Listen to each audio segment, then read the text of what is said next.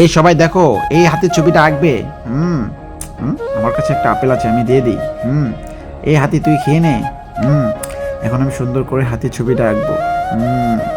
এত বড় ছবি কিভাবে আঁকবো? এঁকে ফেলবো, সমস্যা নাই। মিসমি এত সুন্দর, আমাকে একটু দে না মিসমি, আমি আঁকাই। এই আমাকে দে, আমাকে দে। আমার ড্রয়িং ছিঁড়ে ফেললে।